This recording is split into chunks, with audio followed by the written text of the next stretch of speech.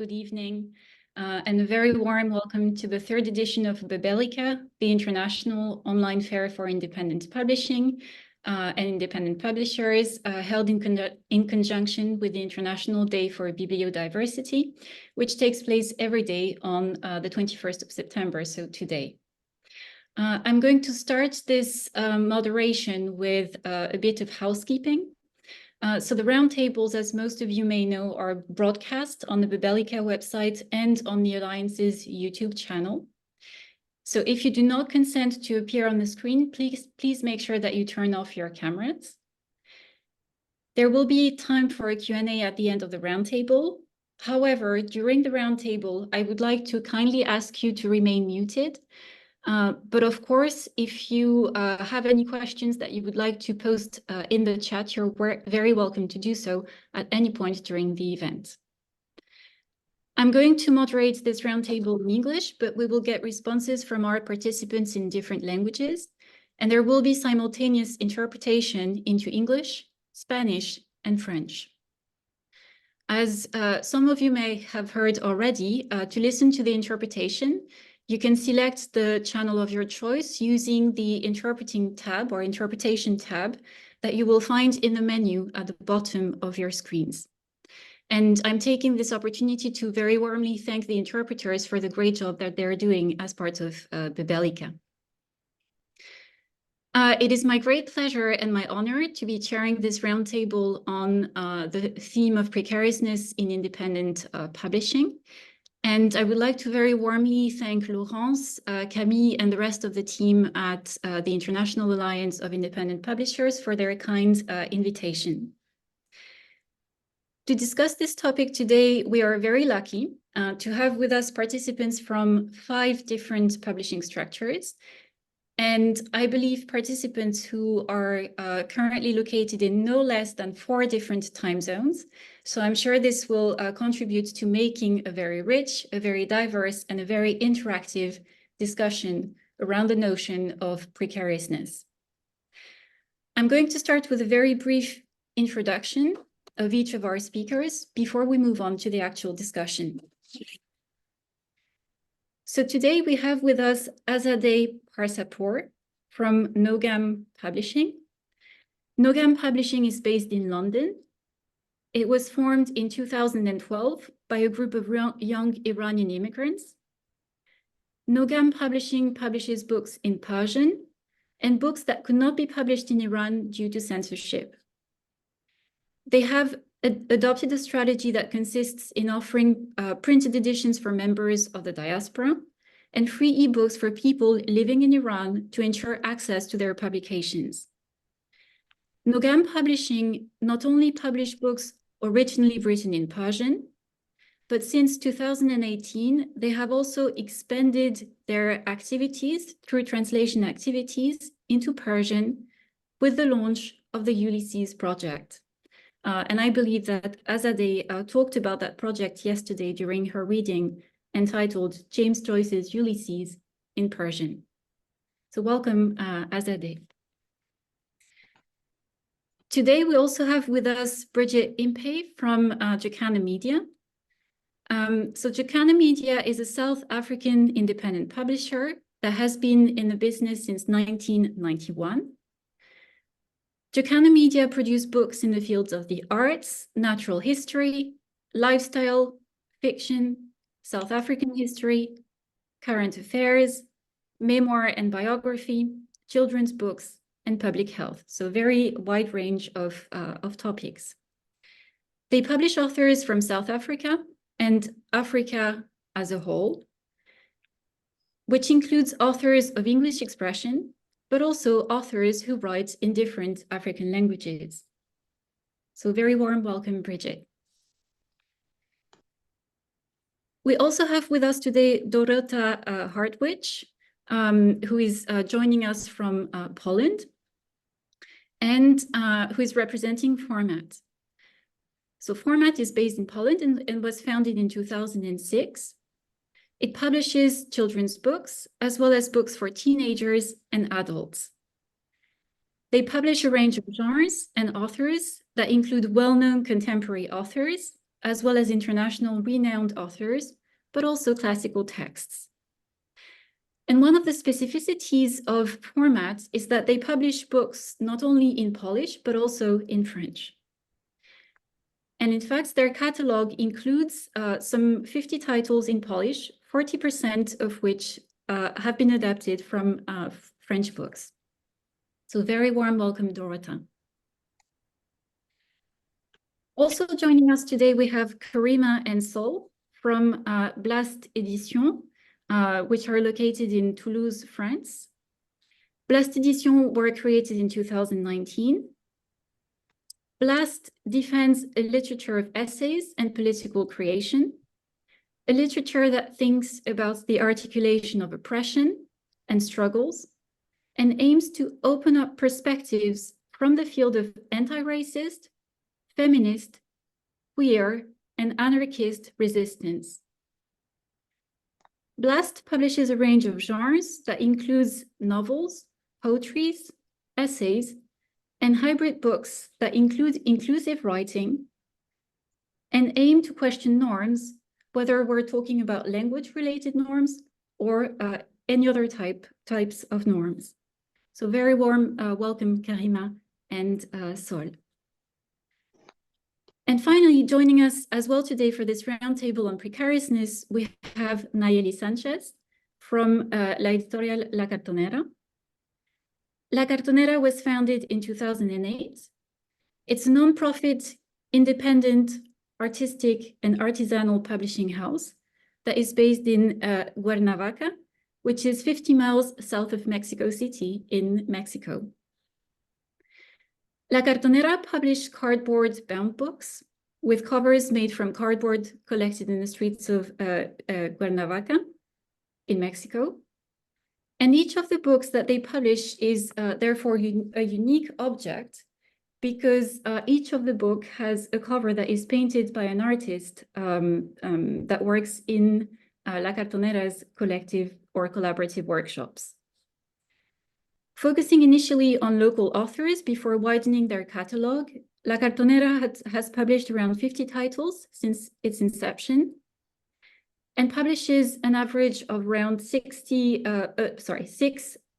books per year, which comprise poetry, fiction, plays, children's books, graphic novels, and essays. Their publications also include translations, as well as bilingual and multilingual books. So very warm welcome, Nayeli. Now, I think it's fair to say, given the range of publishers that we have with us today, that we're really in for a treat for this discussion on the precariousness in independent publishing. Now, perhaps to kick off the conversation, a few words around or about precariousness. Precariousness is often presented as an inherent condition of independent publishing. It's usually associated with fragility, vulnerability, lack of stability, lack of permanency, you name it. And in fact, those are issues that most of you have explored in your contributions to a forthcoming issue of Bibliodiversity on the topic of precariousness.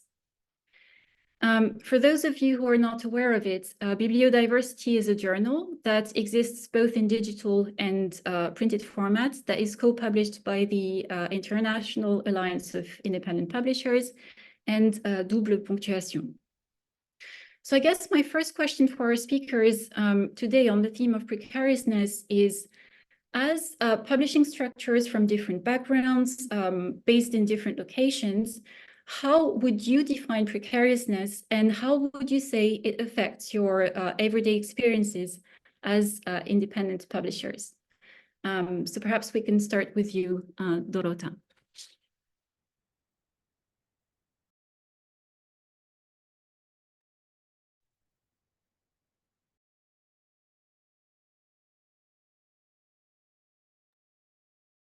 Dorota, ton micro est coupé.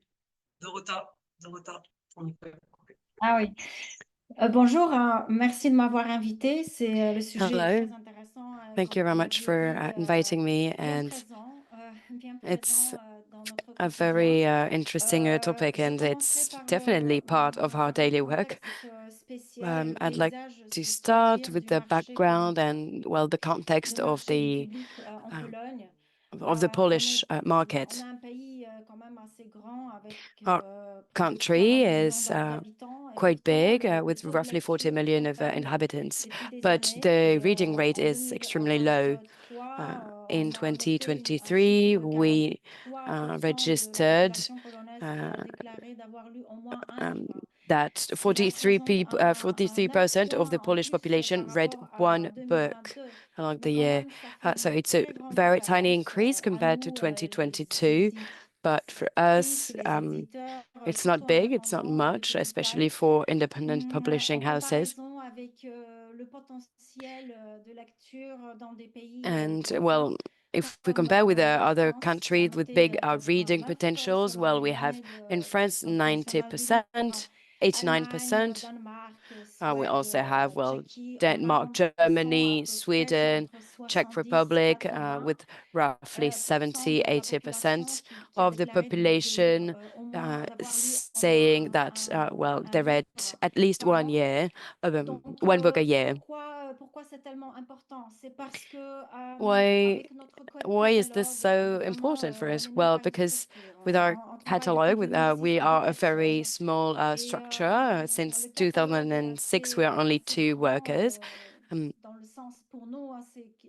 So for us, it's a big catalog, but well, it's roughly 80 titles in Poland. And in France, we started in 2015. And I think today we have, on average, 25 titles. But what we offer is also topics on social justice and activism, whether it is for your children's book or adults or essays and so on. So it's our goal to try to fight against stereotypes, to fight for freedom, to fight for human rights protection, and it's something that we started doing at the very beginning in 2006. And in Poland, we have a very strong feminist movement also. So we are part of the publishers that try to put forward to put forward this fight and these values.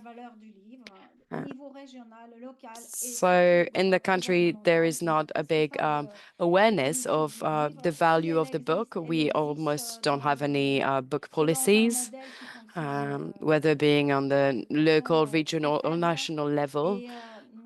And well, if we do, it's very weak policies. We have a program of support for libraries. There's also a program of purchases for librarians.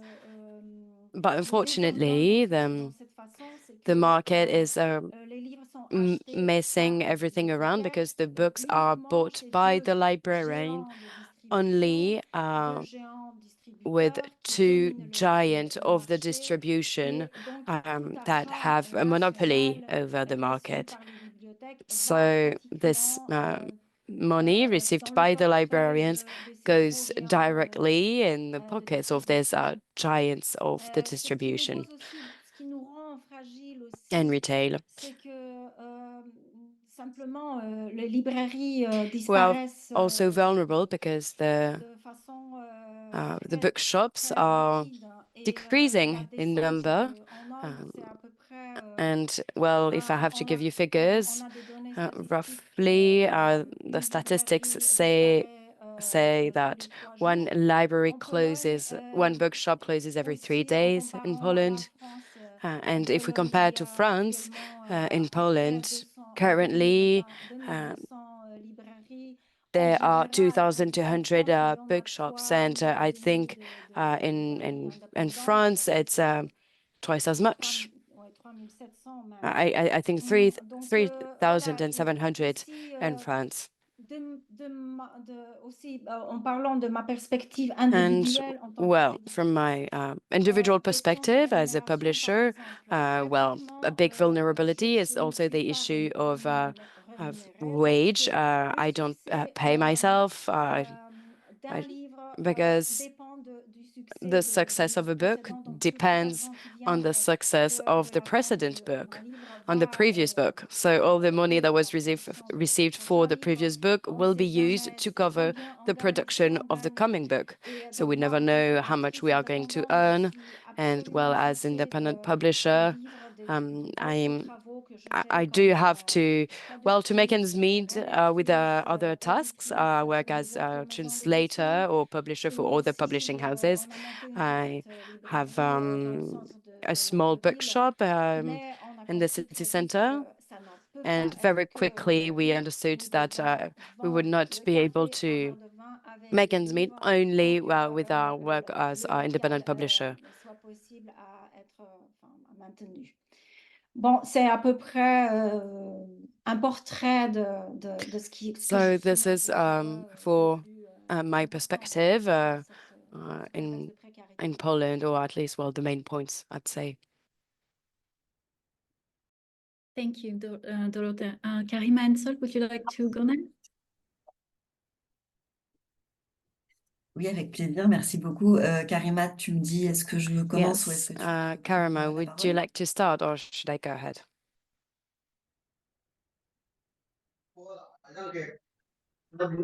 Ok, j'y vais. All right, I'll Cette go question then. de la précarité, je pense qu'effectivement, c'est quelque chose qui So precariousness c'est pas anecdotique. is not a small detail in our work. It's part of well, the structure of the publishing sector, and en fait, c'est aussi une caractéristique and precariousness is also a characteristic that en France, en tout cas, on a that shows that in France, at least, the book world is very much diversified and rich, but is also fractured and divided between huge house publishing houses that overwhelm us with so many different titles each year. And on the other side, this group of independent publishers are publishing 5 to 15 titles a year with very restricted means and resources, with a very strong commitment also. So this precariousness is not just a detail on the overall painting. It's definitely well part of our work. It's not only economic, it's also something else. So of course, well, economic first because, well, for example, we don't well, we are sometimes receiving unemployment benefits, or we are not capable of well, paying ourselves, and sometimes we are not in the capacity of paying everybody in the team. But well, for us in BLAS, it's extremely important to make sure that we can actually pay everyone. So this precariousness is not only economic, it's also something that we see in terms of timelines, for example, that we have to rush the timelines, and we have to work very, very quickly with other publishing houses that are preparing already their 2027 catalog. And us, we are still working and on our 2025 catalog, but now we're in September 2024, so precariousness takes those other forms. It has roots in many of our activities, and it has very strong consequences on our work. I think precariousness is also very Et donc forcément, very close il y to a- il y a- notions il y a of ces étapes dans craft l'industrialisation and à partir du moment où on a un tirage raisonné et well, une homemade production and so on. And if we raisonnée, are not at the level of industrial production and on est in dans the cette capacity of précarité-là. producing a lot, well, Et aussi we avec quelque are chose qui, moi, me semble facing important precariousness. And séparer, c'est que la précarité en fait qu'on vit also, I believe de that façon the professionnelle, precariousness en that fait, we du fait experience in our de nos professional inégalités de travail, life elle n'est jamais que professionnelle, is elle est aussi never quotidienne, personnelle, only intime. professional. Elle fait It partie de notre overlaps in avec des our engagements militants en personal, parallèle de notre intimate éditorial. C'est quelque life. chose en fait It's part of qui our pour moi est commitment, our assimilé, activism, qui est vécu and dans le corps, it's c'est-à-dire everywhere, really, and it's c'est-à-dire something that we littéralement actually experience comment je vais faire mes courses ce in our soir, body. comment je vais payer mon loyer ce Concretely, mois-ci, how am I going voilà. to Et be en able fait, to pay my rent notre this month, travail dans or cette what am situation de I going to buy précarité et de for vie professionnelle, en dinner fait, on a une tonight? répercussion So sur this la vie personnelle professional precariousness has qui est extrêmement forte consequences aussi. Et on il y our a un personal dialogue, il y a life, une really. interaction entre ces précarités-là qui est extrêmement forte et And qui fait there's qu'on ne different peut pas forms of forcément dans notre precariousness situation de travail isoler la précarité means économique et that we temporelle d'une can't zone d'ambition just de la work on, well, the précarité économique economic et temporelle qui est la precariousness nôtre à of titre the world of individuel et independent politique publishers and, en tant well, our qu'individu own dans une personal société precariousness dans laquelle that we l'injustice experience in sociale our et l'écart économique, les personal life, in inégalités our sont activism, surmontés. in our commitment, and so on. Karima, je te laisse compléter And sur cette Karima, well, question de la I'll précarité. give you the floor if you Non, want peut-être to add juste sur le something. volet plus idéologique, justement. Yes, I puisque wanted to tu add fais vraiment something ta on recherche sur la values dimension and politique. ideologies, because you Rappeler talked a bit about, que je suis well, pas sûre que politics. l'indépendance soit une des conditions, I'm not sure que la that précarité soit une des conditions sine qua non de l'indépendance. precariousness is des necessarily éditeurs goes hand in indépendants hand qui with défendent des independent idéologies publishers, extrêmement à because, droite, voire d'extrême well, droite, we do have pour independent qui publishers la that question defend de précarité ideas ne outright or right-wing se ideas pose and pas. that are not in a Et que situation of pour moi, la precariousness. précarité induit un danger dans la manière dont on peut être And perçu, lu ou the entendu. precariousness Et que ce also can danger be a danger contrevient en tout cas and can be an à la obstacle société, for how ou en this tout cas à la production society sees independent idéologique à laquelle publishers, on participe, and que ce soit en also littérature, en considers, fiction ou en well, littérature the politique, sociale et bien sûr. ideological Et predictions que that we pour moi, do. la précarité, And I believe that même precariousness, si c'est difficile matériellement, even though en tout cas it makes it complicated materially speaking, well, it's one of the best mechanism and tools that we have to commit to diversity and, well, efficient diversity. Thanks very much, Karima and Sol. Azadeh, what would you like to add to that? Well, as you mentioned at the beginning, we are a publishing house that are based in the UK, but we publish mostly in Persian. So I just want to look at the situation from an exiled publisher or a publisher, a diaspora publisher. We are Iranian British, and we mostly publish in Persian, and we publish books that cannot publish inside Iran due to censorship. But well, the country, the language of the country is English. So as a result, for example, no school or public library would buy our books or are interested in our books. Our model is not also helping with the stability we seek, but there's a reason we chose it. So we publish free ebooks, so Iranians inside Iran, inside the country can have free access to the books that the authority considered as unpublishable or just banned. On the other hand, we sell print editions worldwide, excluding Iran. And well, this situation just limits our income source, because, well, Iran is a country with a population that is over 80 million. And the Persian-speaking diaspora population is estimated something close to 8 million. And our readers are like in total less than 10%. I mean, it's very low. It's really low, less than 10%, 1% of this population. And I don't mean just my publishing house. I'm just adding up all of these Iranian diaspora publishers. So the audience is really, the number is very low. And for my publishing house, our main readers are still inside Iran. So the free downloads are high, but well, I cannot sell them. I cannot make any money out of it. And I mean, other audiences just scattered around the world, living in different countries, different social and political and economic situation. And yeah, we suffer from a low number of diaspora readers.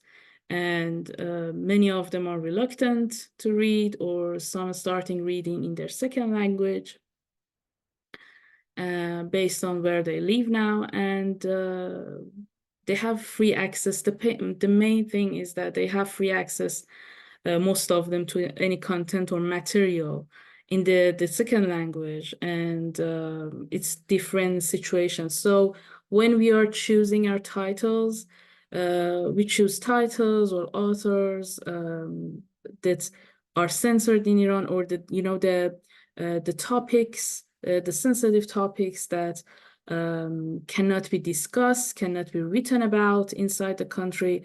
So when we choose the title and publish these titles, we are looking to the country and the needs of the country.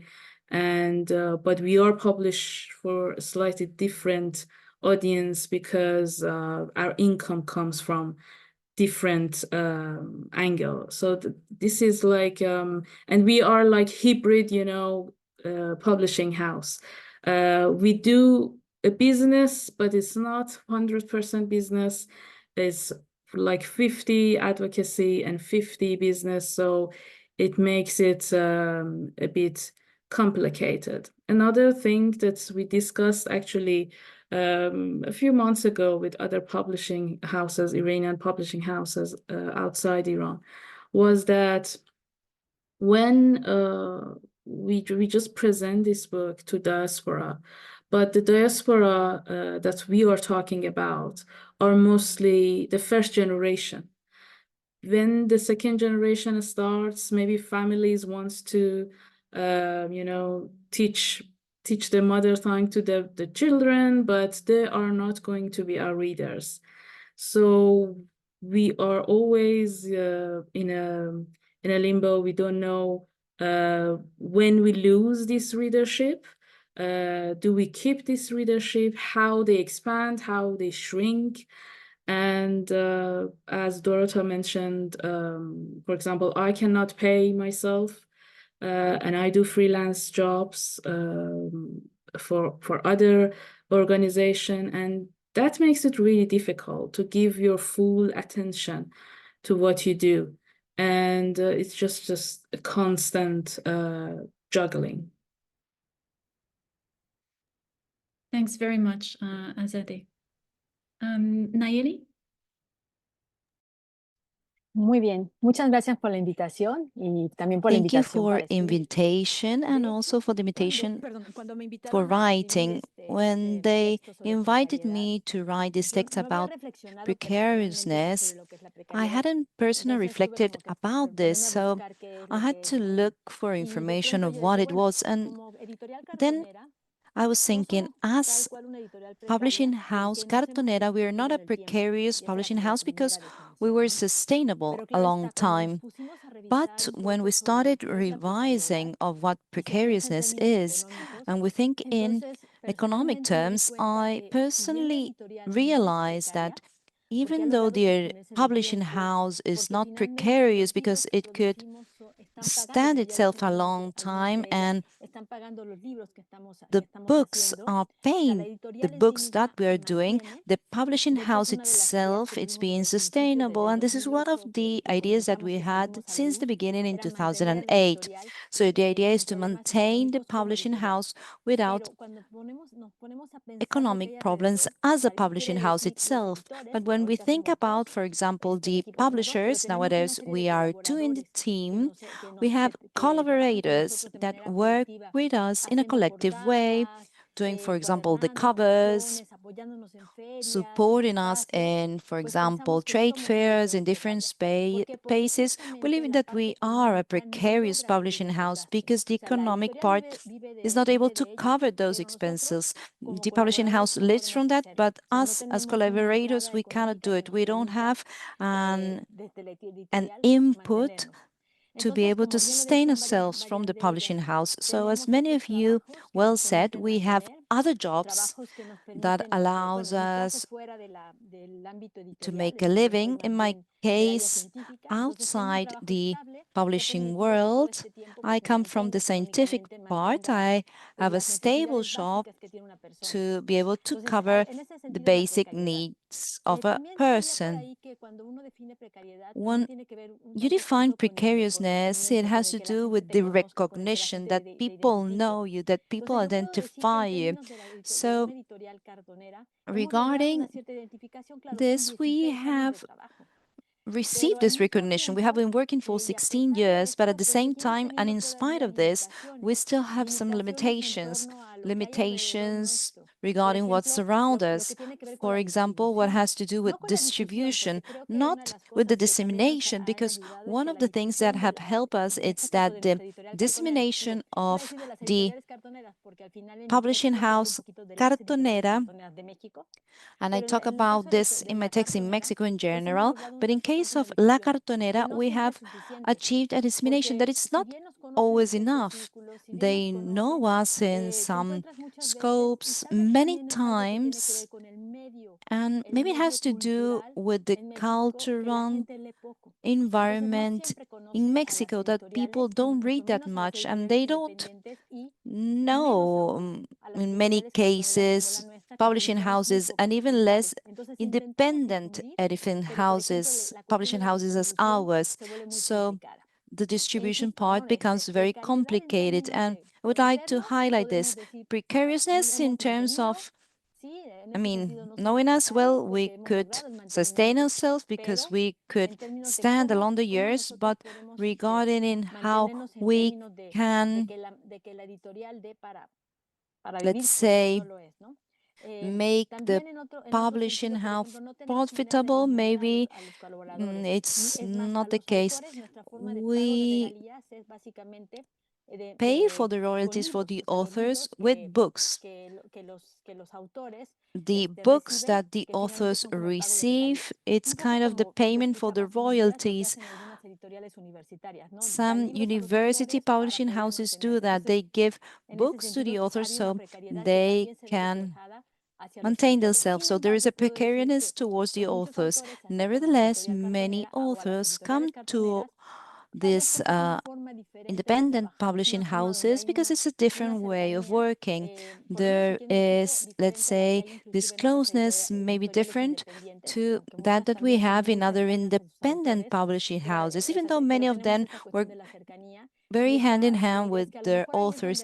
Maybe that warmth and maybe this breaks with precariousness, with that relationship with the author. But regarding economic terms, if we say it that way, we are precarious publishing houses, and many of the Cartoneras publishing houses have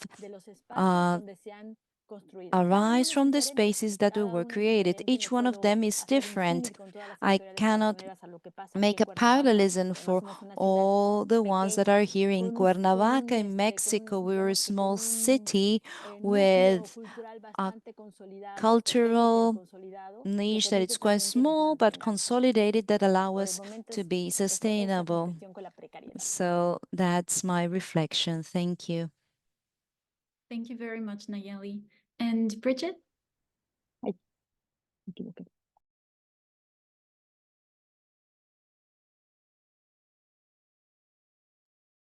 Bridget, ton micro est fermé. Bridget, your mic is off.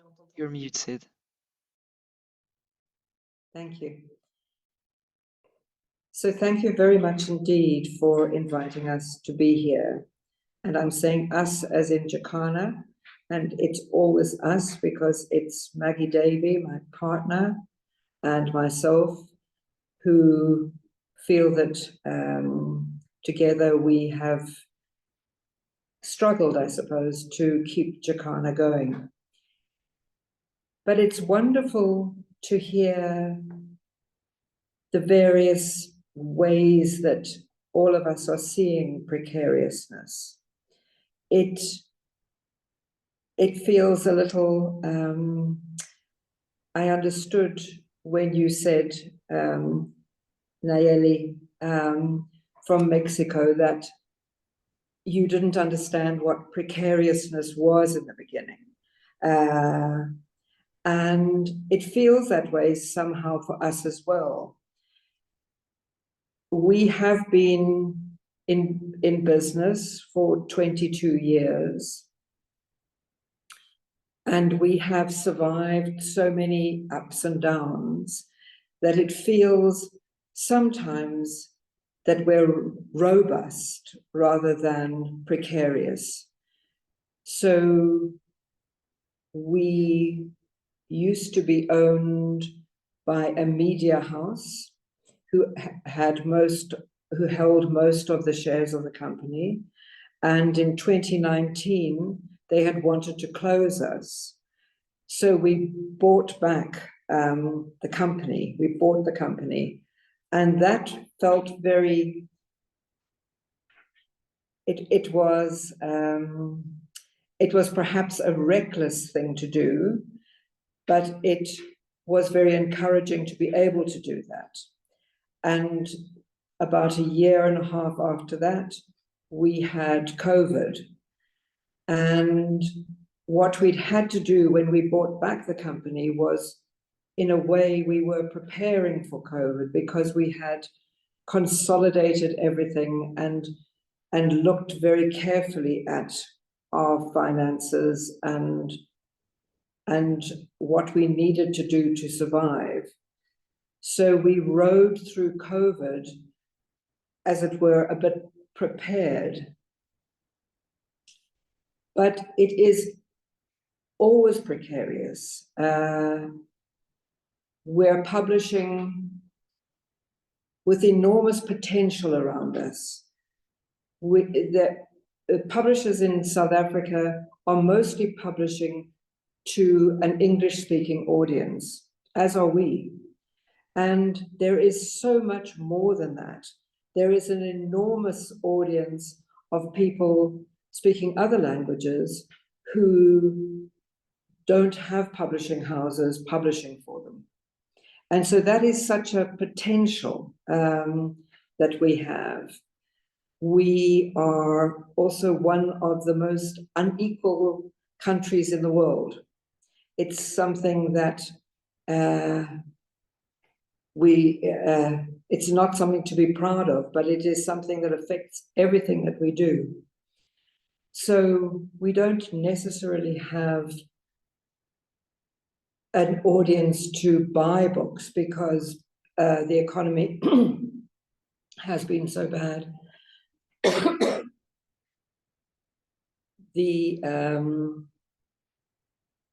But it gives us hope. So I think precariousness sometimes has to be balanced with optimism. And that's one of the things that we find we have got very adept at managing is trying to keep our spirits up, and in doing that, recognizing the wonderful things that we have been able to do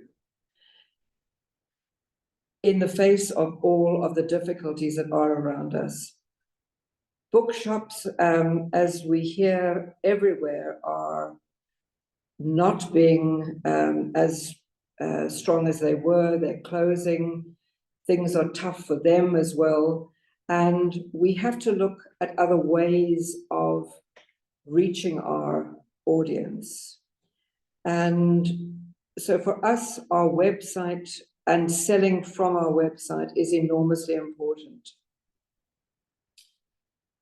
It allows us to reach audiences that we can't reach through the bookshops. And we have 2 sales a year, big sales, and we're always knocked out we're always so surprised to be able to see those orders and to see where people are in this country and who is buying our books. And that is enormously encouraging when we see that we are actually able to reach people for whom we are publishing this work.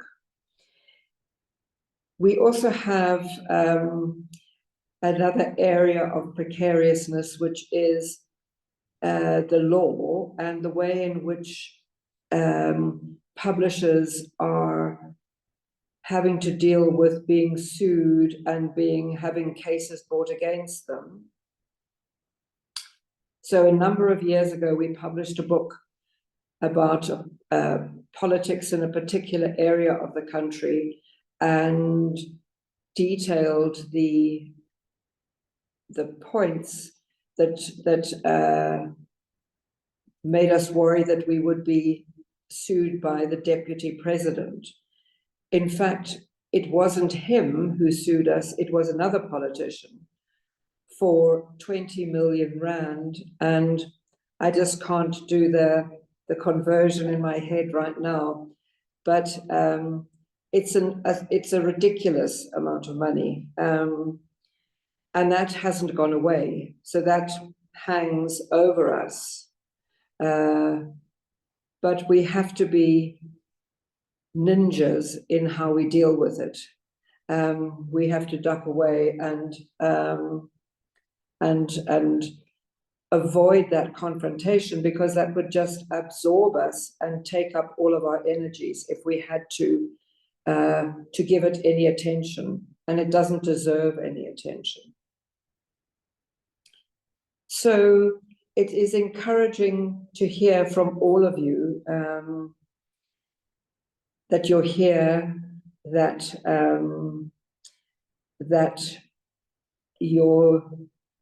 we face common things. The financial precarity is always there, and we find ways to draw in funds. We were very lucky this year, and in that funding came to us from an organization in the States, in America. We hadn't sought the funding, we hadn't gone out to look for it. They found us and they said, "We'd like to support the work you do. Would you like to tell us what you'd like to do?" And we're able to continue running an award for debut fiction through this funding. We're able to do training of writers, and we see that this diversifying is very enriching of what it could be that it takes away our focus, but it has added so much to all of our work to be able to be involved in these various exercises. And I think I'm not paying attention to the time, but I think that's probably enough from me. Thanks very much, Bridget. Thank you. Now, with all the definitions or all the experiences that you all shared around precarity or precariousness, there is something that strikes me, as in, I noted down a few words a lot of you mentioned. It has to do with juggling different activities. It's a structural problem, lots of employment issues in terms of wages, being able to make a living, to earn a living out of this, and also this idea of having ripple effects, different types of repercussions, and then this idea also of trying to survive in the struggle. But there is also this other facet that is that is not a single definition of precariousness, that it's relative, and this idea of hope in the face of adversity. So I was wondering if perhaps you could say a few words about what sort of collective or individual actions and strategies you have developed over the years in the face of precariousness. Bridget, you mentioned the websites that you have up and running. You also mentioned some funding that you recently received. So perhaps starting with you, any other collective individual actions or strategies that you've put in motion over the years to in the face of precariousness? So one of the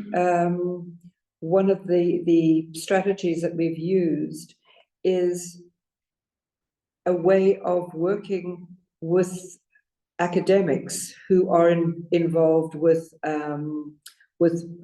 projects, and when they have obtained funding for their projects, for the research, there is often a book component added to that the donors, the funders who have supported this research work want to see a book come out of it.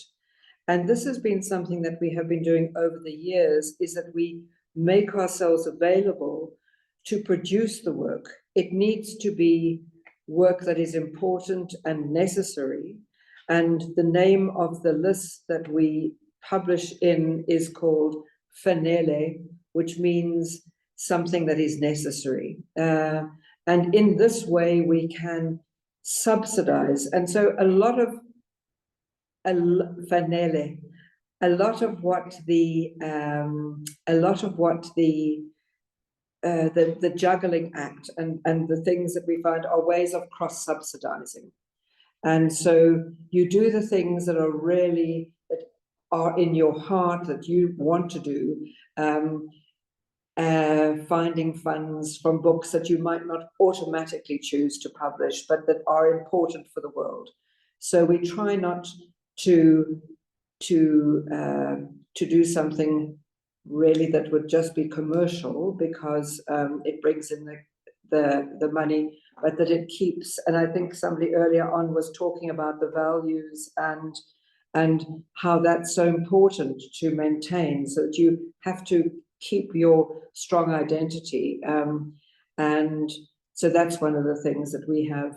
We're also looking at ways of making our books still beautiful, still carefully thought through, still well designed, but perhaps if you have a bigger book, you can go with a lower weight of paper. We're looking at all of the different production tricks that you can bring in to make things more affordable.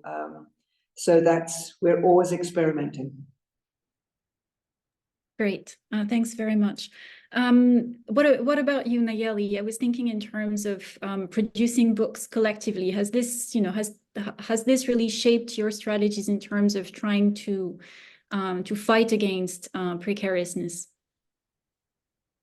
Sí, sí, creo que una cosa importantísima. Yeah, I believe that something that is of paramount importance is that we have always defined ourselves as a collective and communitary publishing house. They were asking me what was the difference between collectivity and community. At least in the case of Mexico, these are two completely different terms that has allowed us to grow and to persist. When you do something collectively, you do it together with a group of people that want to do something in particular, that they're going to communicate themselves and they're going to work in common for the collective. But when we're talking about community, it's something, let's say, deeper, that has to do with the territory, that has to do with communion, with, let's say, deeper social bonds that are by sharing thoughts and feelings. The sense of community, it's something, deeper, based in commitment, based in this feeling of belonging. And this is what we have achieved as publishing house. So this has allowed us to have collective relationships, even maybe in the distance, that help us maintain ourselves, because we are small publishing houses regarding the number of books that we publish, but we can expand ourselves to other parts of the world. And we have done this. We have done some collective actions in the communication area. Let's say in the pandemic, we had this boom where we started communicating ourselves every week to do common projects, collective projects that have allowed us and other publishing houses to have, let's say, this motivation to continue working. So we have different collaborators for La Cartonera because we have reconverted ourselves in a family that allows for sustainability, this sense of belonging, these feelings that we have. And when I think about it in this way, here we break with the sense of precariousness because economically we are precarious. We don't have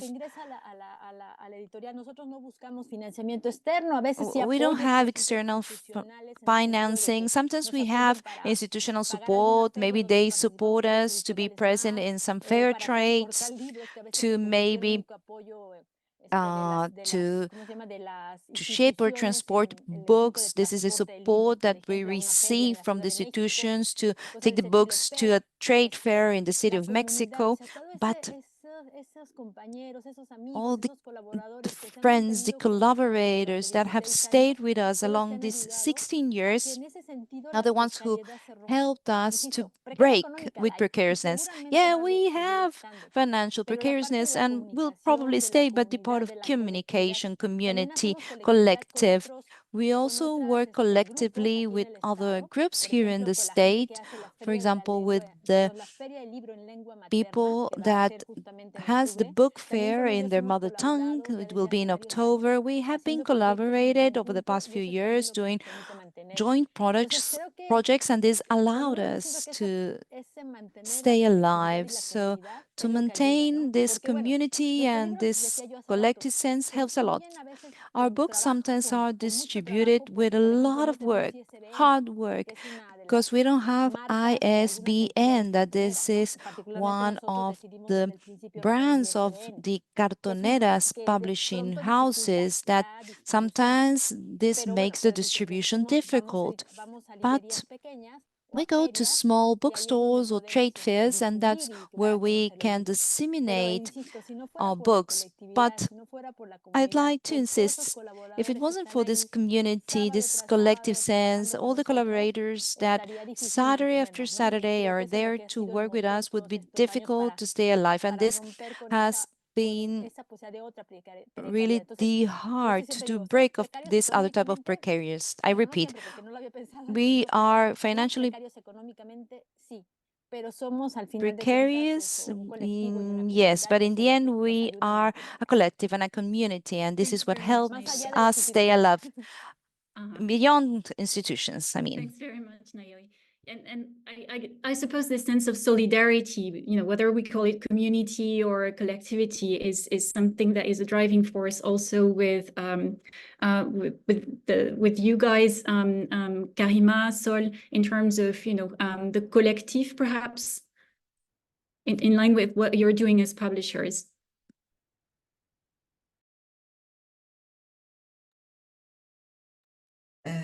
Karima, tu m'interromps quand tu veux pour ajouter ce que tu souhaiterais, ce à quoi tu penses. So, Karima, if you want to Moi, je react rejoins also, effectivement please tout à fait do it. Nayeli sur l'aspect So, I communautaire absolutely agree with what de Nayeli was l'autoproduction saying on professionnelle. the Je crois que c'est fondamental en fait dans les situations qui sont les nôtres community aspects of our work. I think it's fundamental in our work to be able to identify partners and colleagues who are actually comrades. des camarades engagés sur des plans qui sont de l'ordre de la ligne So, éditoriale, comrades mais aussi sur des plans qui sont de l'ordre who de take a l'organisation commitment structurelle in terms of their de la maison publishing d'édition. line, Et of donc, what du they want coup, to publish, but also in terms of the structure of their pour moi, la précarité, organization pour and moi, the elle way they work. entraîne la So for me, construction precariousness solidarité qui est extrêmement entails forte entre some les level of maisons d'édition solidarity, and we can have really indépendantes, strong plutôt en ce qui me solidarity and concerne bonds d'extrême with gauche, other publishing houses. So we're a des rayons de, small des champs anarchistes, des champs queer, des champs féministes. left-wing, Et far en fait, left-wing il y a cette publishing idée house, and we work qui est also courant en with pratique à la anarchists and fois à queer l'échelle de la literature. maison So d'édition, mais qu'on a envie de we pratiquer try aussi à to have l'échelle this de plusieurs idea maisons d'édition, qui est at the level of faire our famille. publishing house Et faire of famille, being ça a veut dire family, qu'on and prend en compte being a family or it means that we take into account our precarity and that of colleagues, but also the precariousness of people we work with. So we know that the authors that we're working with very often are in dire situations. Many of them have the RSA in front, which is the minimal public revenue that you can get if you don't have an actual job, if you're not an actual worker. So we do feel like it is needed to be part of the family, to get stronger together. We also need to think what are the power dynamics between ourselves and the big publishing houses. And we cannot do this if we don't work in a network. We need to work in a network and to think collectively on how to shift the power dynamics together. Also in terms of strategy against precariousness, well, beyond what we do when we try to work on the side of this publishing house activity, well, we work very strongly with a network of independent bookshops. We don't sell anything on Amazon, for instance. We work with these independent bookshops that are struggling in France, it's true, but that remain quite solid and committed. We were created in 2019, but still we can see that these bookshops are supporting us even more as time passes. So we do need to work with them. And in terms of strategy, for instance, well, I don't know if you have some press release. If you send it to magazines and journals, well, actually, they will not really care about this. So to be honest, we feel like we're sending them just gifts. We're sending them free books that they don't care about.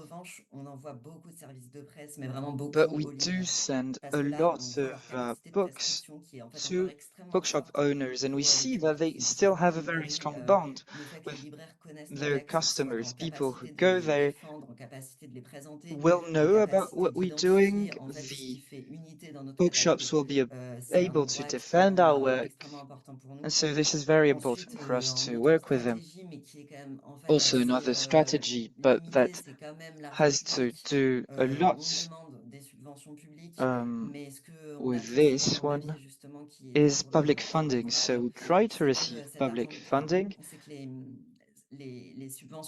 but the problem is that the public funding that we receive are not sources of funding that allow us to cover structural costs. They cover project-based costs, so we can't have them all the time, and they don't cover the structural costs of our operations. So we also see that these sources of public spending are being reduced over the years, and the whole ecosystem of the publishing world is struggling. So yeah, we don't receive a lot of funding, but we still work on this. We still work on trying to get these sources of public funding because it's difficult, but we feel like it's interesting still. Karima, do you want to add something or not? All right. Dorothy, maybe if you want to talk about your own strategies, perhaps in relation to public funding or anything that you see fit. Oui, en fait, on est loin de Mexique, en Pologne, mais on a des mêmes solutions qu'on a prises il y a quelques années. On a créé un So we collectif. are really far from what's going on in Mexico, in Poland, but anyways, we decided to create a collective of small independent publishers in Poland. We are located in different cities and Polish regions. We have a location in Warsaw, and well, this small collective really helped us to act as a group and to negotiate also the conditions in the book fairs. It's also very helpful to work hand in hand, especially for all the distribution part. It's really working because we have this human link, this friendship that's been here for 10 and 15 years. We've always been working as friends, never as competitors, although we are all working on children's book and, well, young adults and adults. And we could actually be competitors, but it's not the case. We are working together in this common interest. On ressent maintenant, For us, it's après des dernières élections en Pologne, qui nous ont we had finalement well libérés elections in cette Poland, état and presque de it dictature qui freed us semblait from presque this s'avoir sort of arrêté. dictatorship Et that was là, on sent really vraiment, suffocating on us a tout de suite um, senti in the une past years. énergie en And right plusieurs away, we felt a new energy, maisons a new d'édition momentum indépendantes en Pologne qui ont within réuni the small et qui publishing, ont independent créé une publishing houses.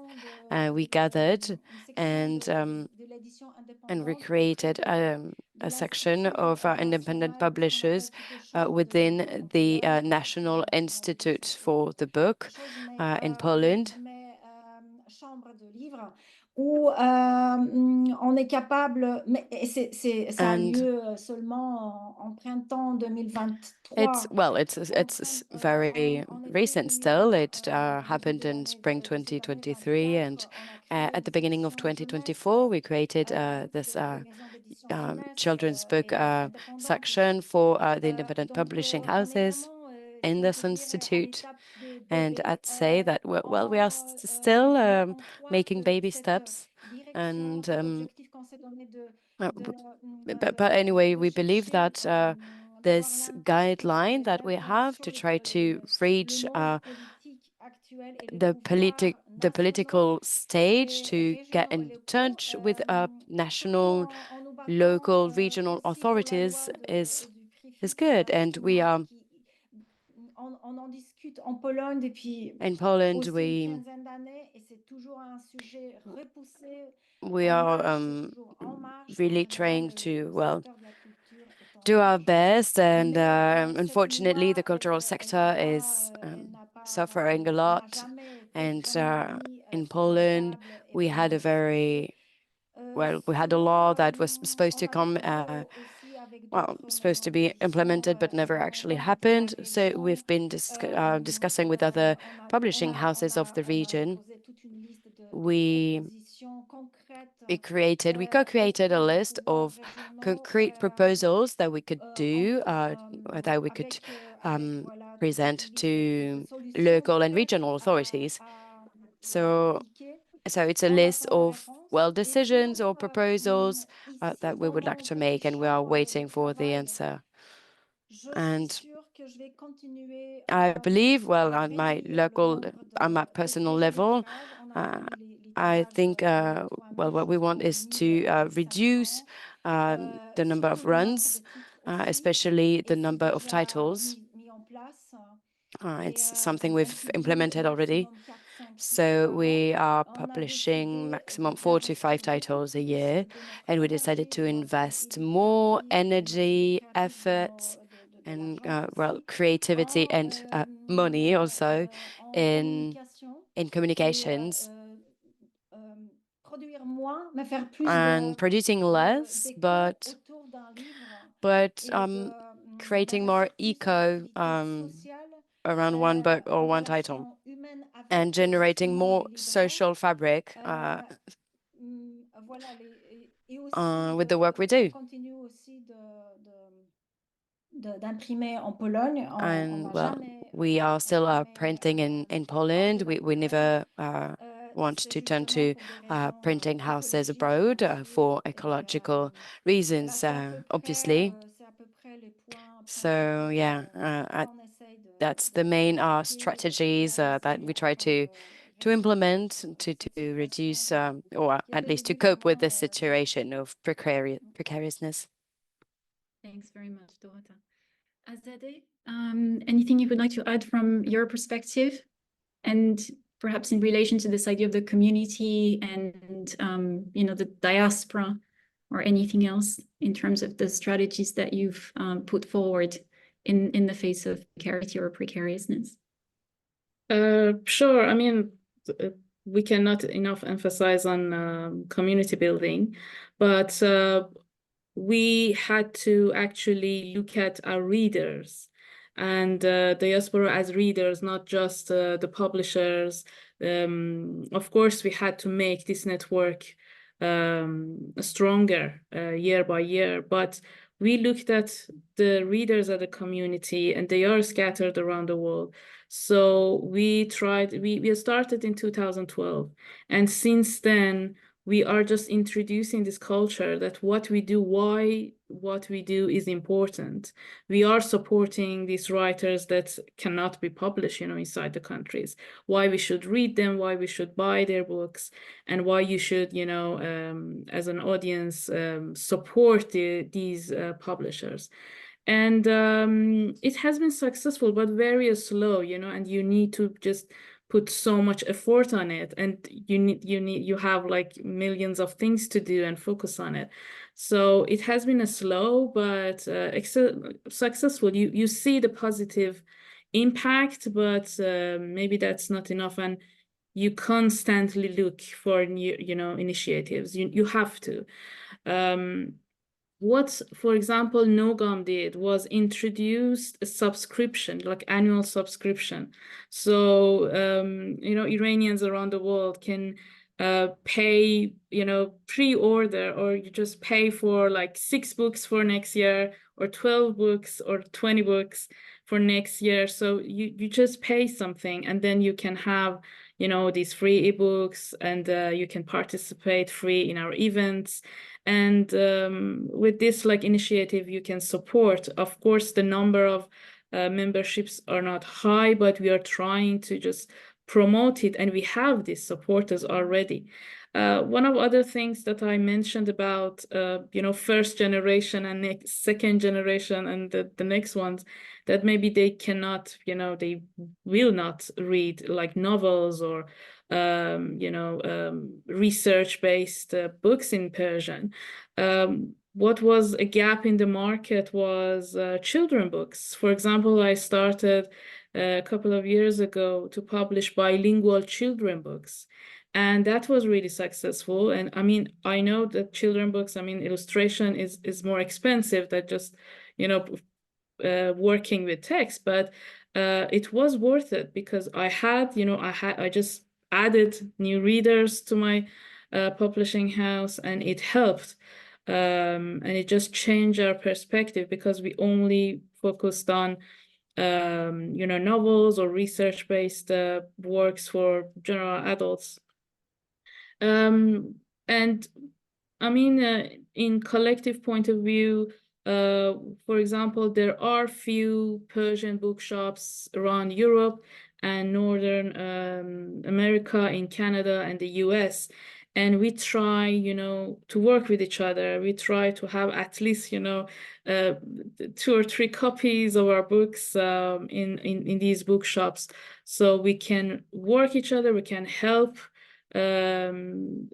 financially each other, and then we can present the books. Because I think one of our problems is that our audience just know what we are doing.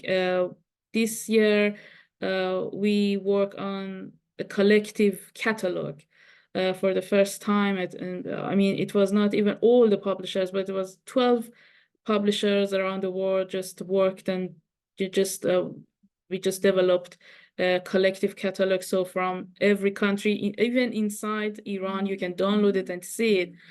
And this one was part of a larger collective activity that we do since 2016.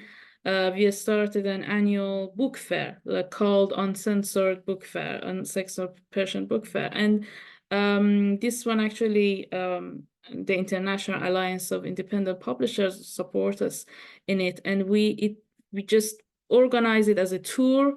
So we just fill up vans or fly or take the train and with our luggages take our books, go to these large cities with big community of Iranians and Afghan readers and present, because one of the big proportion of our income comes from this physical interaction, physical events and book events or cultural events that is held in cities with many Persian speakers.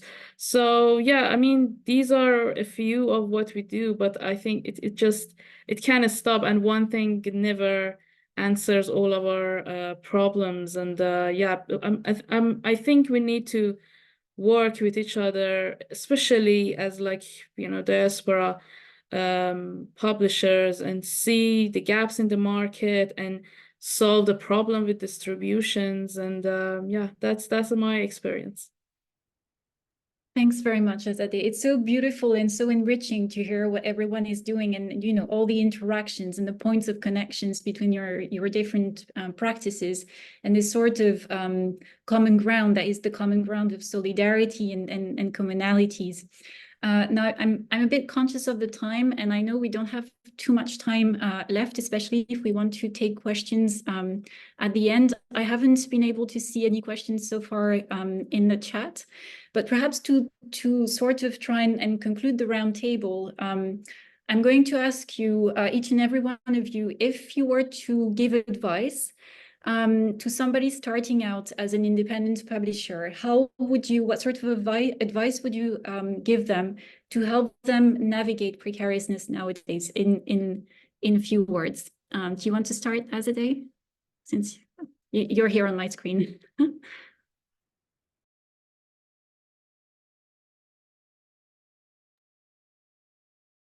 I think you're muted, Azadeh.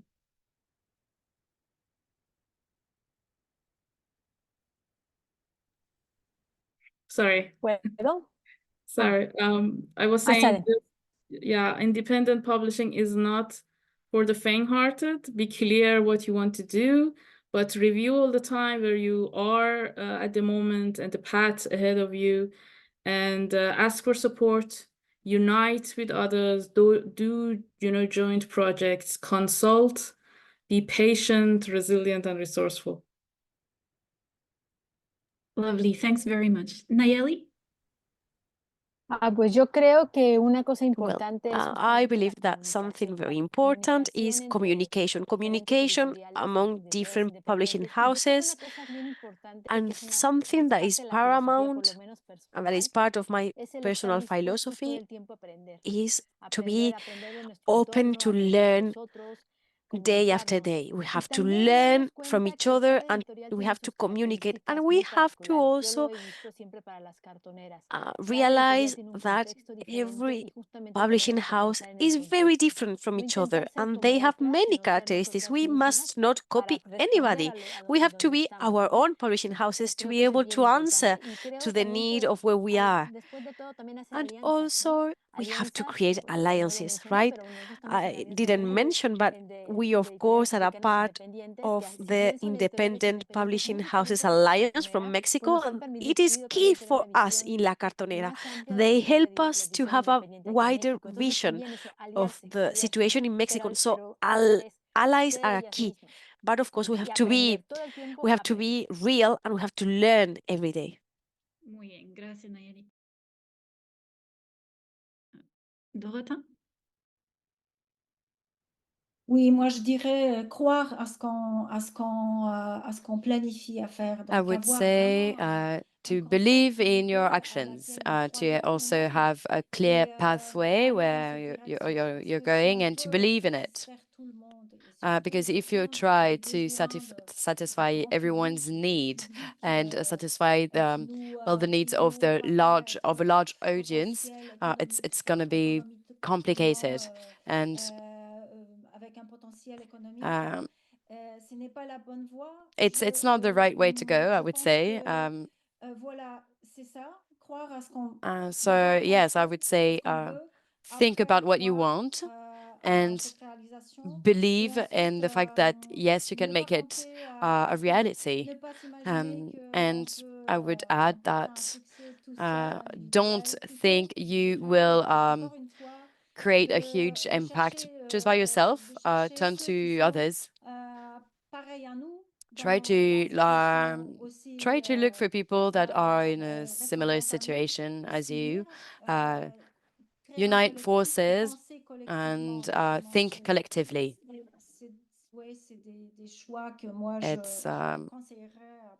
It's what I would say to someone who would start in the independent publishing world.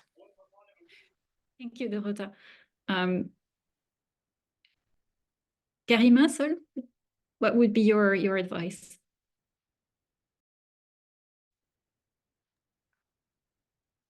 Je rejoins un peu ce qui a été dit et je pense que I Karima, can only support what has been said so far, mais je rejoins ce qui a and été dit sur I don't know, Karima, what you will say, dimension but collective, demander I conseil, can ne pas only insist hésiter à on the aller chercher collective de l'info. part.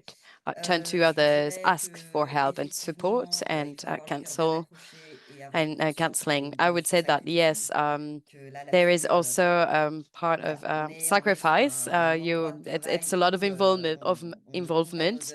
heures et on se compte You pas are not going to voilà, count how il y a many toujours un hours sacrifice là-dedans you work a et day. c'est It's pas forcément à somehow valoriser, a mais de fait, sacrifice. pour l'instant, ça It's existe. not easy, but Je dirais it's a aussi reality.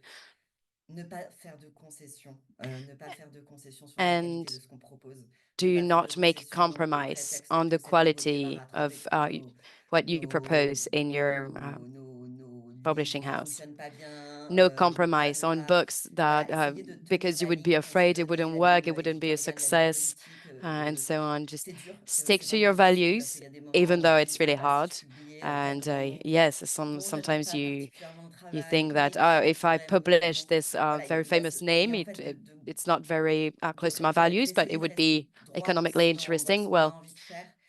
I'd say Et that it's après, always techniquement, very important to stick je dirais to aussi your qu'il core faut porter une values. attention toute particulière quand And on fait de la diffusion also et de la paying distribution. close attention to Faire de the l'autodifusion, l'autodistribution, c'est OK, mais dissemination and voilà, distribution c'est un travail qui est différent de celui world. It's du extremely père-éditrice different et from the que work of a publisher. c'est parfois difficile. Alors, je vais parler du contexte And français, well, mais self-distribution, for example, pour is les maisons extremely qui complicated. distribuent en France, parfois And c'est France, difficile for pour les libraires publishers d'être reçus par that les are libraires parce que working les libraires reçoivent déjà beaucoup de in reprises de livres self-diffusion, well, et de it's very hard to recevoir find les maisons a d'édition en place maison de diffusion in the bookshops. en So plus de leur rendez-vous if you're représentionnel an avec independent toutes les publisher structures de and you're diffusion on top of it qu'on a sur le doing well territoire, self-diffusion, c'est complexe. self-distribution, La it's question de la complicated. logistique, de l'envoi des All titres et the de l'envoi des exemplaires logistic, aux libraires the est là sending aussi une tâche titles to logistique et matérielle qui est un métier bookshops en soi. and well, all Et this donc, material dans cette aspect question of de la work is diffusion, also complicated.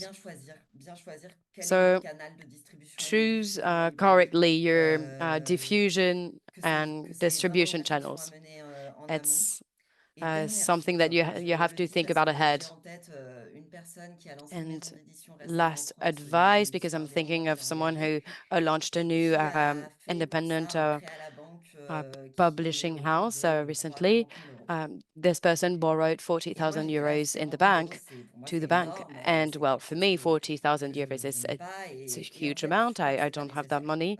And well, Juste, I en would fait, say on peut it's commencer not avec necessary. vraiment pas grand-chose. Et nous, on One a can commencé start avec with Karima, avec nos économies very personnelles few et elle se resources. disait, With Karima, we voilà, started with our own moi, j'avais entre personal 2 000 et 3 000 euros, donc savings. c'était vraiment pas We grand-chose had du tout. between 2,000 and Et en fait, 3,000 alors, euros. bien sûr, Not much, ça really. rend l'exercice It's difficile, doable, mais qu'en fait, but on peut not commencer impossible. sans directement avoir un crédit One à la can banque, start sans without immédiatement having a loan exiger in the d'avoir des bank, sommes soutenir without pour having lancer quelque chose huge amounts of mais money, parce que aussi, en thousands fait, of euros to ça pay implique back. une réflexion sur quelle est notre façon de penser la And croissance, quelle it's est notre façon de also, penser well, very l'anticapitalisme closely et quel linked est du to, coup notre rapport aux banques, notre thinking rapport about à cet capitalism, argent-là et are comment linked on to veut utiliser nos banks and réserves money, quand on how we n'est want to use our quand on n'est pas savings. du sérail, quand on ne fait pas partie, bon, pour ce qui est en France, de du 5e arrondissement de Paris. And how to use correctly this money when, well, you're not part of, well, the elite of the publishing world.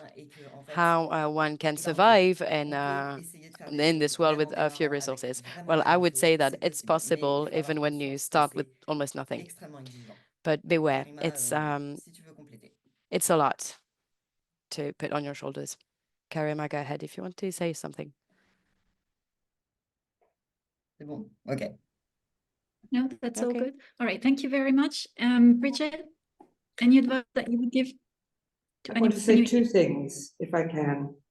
I want to say that the first thing is I would advise that person to look after themselves, first of all, because so often what happens is that we lose ourselves in what we're doing, and that's no good at all, because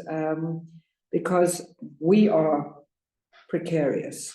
The second thing I would say is get yourself a good finance person, because the way we see the world is dangerous sometimes. We want to do so much, we want to explore, we want to jump, we want to risk, and sometimes that is not the best for the health of the publishing house. And you need somebody who would give you the best advice on the money side of things. And if you do those two things, I think you can't go wrong. Thanks very much, Bridget. And on this note of well-being, looking after ourselves, I think we have about 5 minutes left for the Q&A, if I'm not mistaken. I still don't see any questions in the chat. I see that a link has been shared to the project that Azadeh was mentioning, the Terran and Censored book fair. Anybody has any questions? Please feel free to unmute yourself.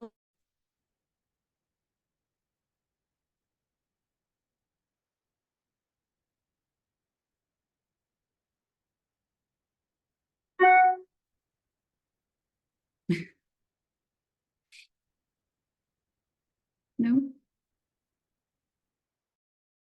Questions? Okay, so I would like to thank our participants again very much for this lovely roundtable. Thank you everyone also who attended the event. It's been a pleasure being with you, getting to know more about your work. Forward to events. Thanks very much, everyone. Muchas gracias. Merci beaucoup. Merci à vous. Thank you Thank so you very much. much. Merci.